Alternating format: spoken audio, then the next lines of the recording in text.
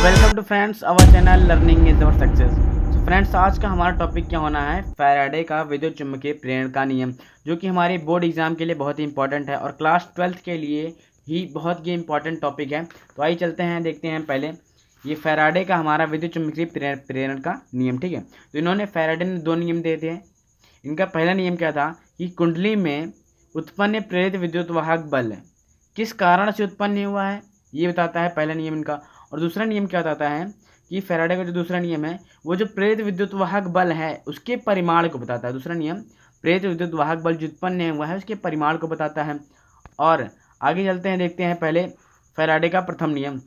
First नियम क्या कहता है कि कुंडली से संबंधित जो चुंबकीय फ्लक्स में परिवर्तन के कारण कुंडली में प्रेरित विद्युत वाहक बल उत्पन्न हो जाता है। यानी कि कुंडली से संबद्ध चुंबकीय फ्लक्स, जो हमारी कुंडली होगी उससे जो हमारी चुंबकीय फ्लक्स ऐसे गुजरेंगी, उनसे उसमें जो परिवर्तन होगा, जो चुंबकीय फ्लक्सों में जो परिवर्तन होगा उसके कारण जो एक प्रेरित विद्युत वाहक बल उत्पन्न होगा, उसके कारण एक प्रेरित विद्युत वाहक जो बल उत्पन्न होगा, ठीक है, बल उत्पन्न हो जाता है। बस ये बताता है कि कुंडली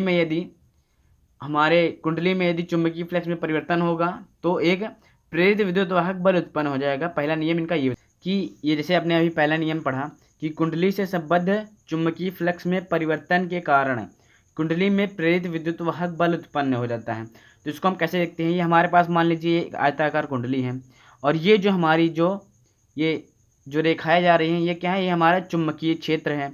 और इस चुंबकीय क्षेत्र में हमारी तीन चुंबकीय क्षेत्र रेखाएं जा रही हैं जिन्हें हम क्या कहते हैं, चुंबकीय फ्लक्स कहते हैं। ठीक है, ये तो आपको पता होगा। तो इस कुंडली से देखिए हमारी कितनी तीन चुंबकीय फ्लक्स जा रही हैं और इस कुंडली से देखिए हमारी 1 2 3 4 5 यानी टोटल 5 जो है हमारी चुंबकीय फ्लक्स गुजर रही हैं। तो फैराडे के पहले नियम में क्या था, फिर से देख लीजिए, कुंडली से संबद्ध चुंबकीय फ्लक्स में परिवर्तन के कारण कुंडली में एक प्रेरित विद्युत वाहक बल उत्पन्न हो जाता है, ये पहला नियम था। तो ये इस दो कुंडली हैं, इन दोनों कुंडलियों में जो चुंबकीय फ्लक्स यहाँ 3 थी और यहाँ 5 हो गया, यानी चुंबकीय फ्लक्स परिवर्तन होने के कारण क्या एक उत्पन्न हो जाएगा, एक चुंबकीय फ्लक्स में जो परिवर्तन होने के कारण एक प्रेरित विद्युत वाहक बल उत्पन्न हो जाएगा। क्या हो जाएगा यहाँ पर एक प्रेरित विद्युत वाहक बल, क्या एक प्रेरित विद्युत वाहक बल उत्पन्न हो जाएगा यहाँ पर। ठीक है, तो ये पहला नियम था। और दूसरा नियम देखते हैं फ्रेंड्स, अब इसका दूसरा नियम देखते हैं। दूसरा नियम पहले एक बार पढ़ लेते हैं, उसके बाद इसको समझेंगे। ठीक है, दूसरा नियम क्या कहता है कि कुंडली से संबद्ध चुंबकीय फ्लक्स में परिवर्तन की दर, तो चुंबकीय फ्लक्स में परिवर्तन की जो दर होगी वो कुंडली में उत्पन्न प्रेरित विद्युत वाहक बल के बराबर होती है।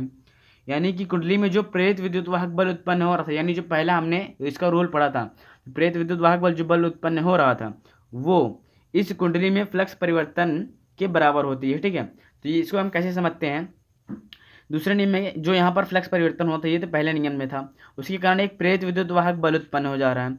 और ये जो फ्लक्स परिवर्तन हो रहा है ये और ये प्रेरित विद्युत वाहक बल दोनों क्या होंगे, एक दूसरे के बराबर होंगे। तो प्रेरित विद्युत वाहक बल को हम किससे डिनोट करते हैं, ई से डिनोट करते हैं। क्या ये प्रेरित विद्युत वाहक बल को हम ई से डिनोट कर देते हैं। और चुंबकीय फ्लक्स में परिवर्तन, आपको फ्लक्स पता होगा, फ्लक्स को हम फाई से डिनोट करते हैं। तो फ्लक्स में परिवर्तन की दर यानी कि D phi by D T हमने टी क्यों लिया है यहाँ पर डी टी, क्योंकि जब फ्लक्स में परिवर्तन हो रहा है कुछ ना कुछ तो समय तो लग रहा होगा।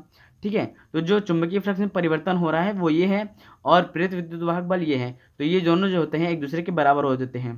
क्या होता है, ई बराबर D phi by D T. तो ये फैराडे ने अपना जो है सेकंड नियम दिया था। सेकंड नियम का जो फॉर्मूला बनता है यही बनता है। ठीक है, तो अगर आपको वीडियो अच्छी लगी हो तो वीडियो को लाइक, सब्सक्राइब और चैनल को सब्सक्राइब तो कर लीजिएगा। धन्यवाद।